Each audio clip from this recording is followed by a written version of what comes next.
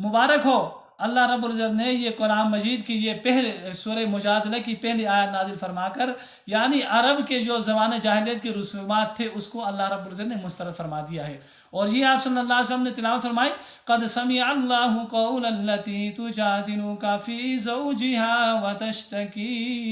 الی اللہ واللہ یسمع تحاورکما ان اللہ سمیع بصیر۔ یہ تلاوت فرمایا۔ اور اوس بن صامت رضی اللہ تعالی عنہ سے آپ صلی اللہ علیہ وسلم نے فرمایا، اے اوس بن صامت، یہ جو زمانہ جاہلیت کی جو طلاق تھی اور یہ طلاق کیا یہ ابھی یہ مسترد ہو گئی ان آیات کے نزول کے بعد۔ تو امی عائشہ صدیقہ رضی اللہ تعالیٰ عنہ فرماتی ہیں میں اسی گھر میں بیٹھی ہوئی تھی اور وہ عورت حضور صلی اللہ علیہ وسلم کی دونوں کی باتیں میں سن رہی تھی۔ قربان جاؤں اس پاک ذات پر، میں گھر میں ہوتے ہوئے بھی وہاں بیٹھی ہوئی تھی، لیکن بعض باتیں میں بیٹھ کر بھی سامنے موجود تھی، پھر بھی میں وہ باتیں نہیں سن رہی تھی۔ قربان جاؤں اپنے رب پر جس نے ساتوں آسمان پر خولہ بن ثعلبہ رضی اللہ تعالیٰ عنہ کی باتیں سن لی ہے۔ میرے بھائیوں دوستوں، ایک مرتبہ حضرت عمر رضی اللہ تعالیٰ عنہ قافلے کی صورت میں کسی جگہ پہ جا رہے تھے، راستے میں دیکھا تو ایک بوڑھی عورت لاٹھی ٹیکتی ہوئی آ کر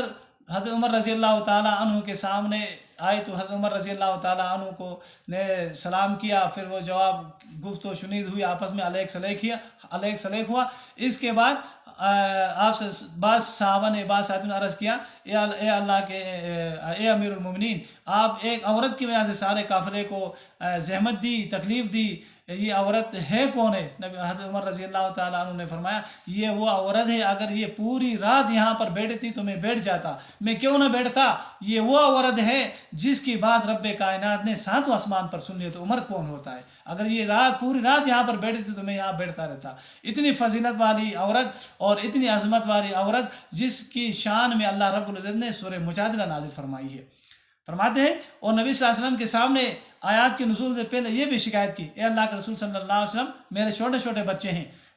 چھوٹے بچے ہیں، معصوم ہیں اور وہ لاابالی کی حالت میں ہے، اس وقت سمجھ بوجھ ان کے اندر نہیں ہے، میرے شوہر نے مجھے طلاق دی ہے تو میں اس خدشے میں ہوں، میں اگر شوہر کے پاس اپنے بچوں کو چھوڑ دوں تو میرے بچے بھوکے مر جائیں گے، ضائع ہو جائیں گے، ان کی تربیت میں فقدان آ جائے گا، کمی آ جائے گی، وہ تربیت نہ کرنے کی وجہ سے خراب ہو جائیں گے، اور اپنے پاس رکھوں اے اللہ کے رسول صلی اللہ علیہ وسلم تو وہ بھوکے مر جائیں گے۔ اے اللہ میری جوانی تھی، میری جوانی تو ختم ہو گئی، میں ابھی بڑھاپے کی حالت میں کیسے اپنے آپ کو طلاق پر برداشت کر سکتی ہوں؟ جب میں جوان تھی تو میرے اندر میرا چرچا تھا، کوئی اور بھی شادی میں کر سکتی تھی، اب میں بوڑھے ہو گئی، میری مال جائیداد میرے سارے خاندان قبیلہ تتر بتر ہو گئے ہیں، وہ منتشر ہو گئے، اب میرا کیا بنے گا؟ اے اللہ کے رسول صلی اللہ علیہ وسلم آپ اللہ سے دعا کریں کہ میری برات کے بارے میں میری اس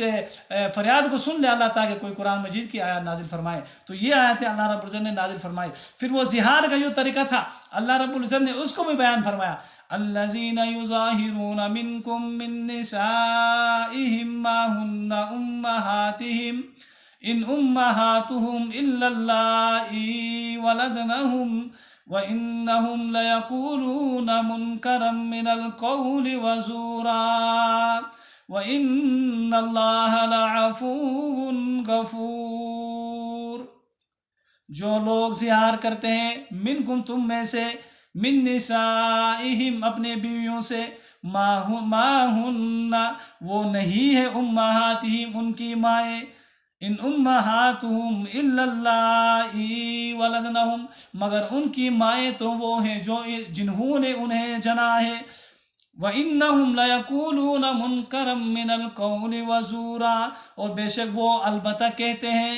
نامعقول بات، نامناسب بات، وزورا اور جھوٹی بات کہتے ہیں۔ کیا بات کہتے ہیں؟ انت علیہ کا ظہر امی، انت علیہ کا ظہر امی، اے میری بیوی تو مجھ پر اس طرح جس طرح میری ماں کی پیٹ، میری ماں کی پشت۔ میرے بھائیو دوستو بزرگو، آخر میں اللہ رب فرماتے ہیں وَإِنَّ اللَّهَ لَعَفُوٌّ غَفُورٌ بے شک اللہ تعالیٰ معاف کرنے والا اور بخشنے والا ہے۔ میرے بھائیو دوستو بزرگو، عرب کے اندر یہ اگر کوئی بھی شخص اپنی ماں محرمات ابدیہ میں سے کسی عضو کے ساتھ تشبیہ دیتا تو وہ کیا اس کی ماں بن جاتی، یہ اس سے طلاق ہو جاتی تھی۔ دیکھو فرماتے ہیں اگر وہ شخص انت علیہ کا ظاہر امی کہہ دیتا، حالانکہ یہ ماں کہنے سے اس کی ماں نہیں بن جاتی. یہ کیا ہے؟ اللہ کے خلاف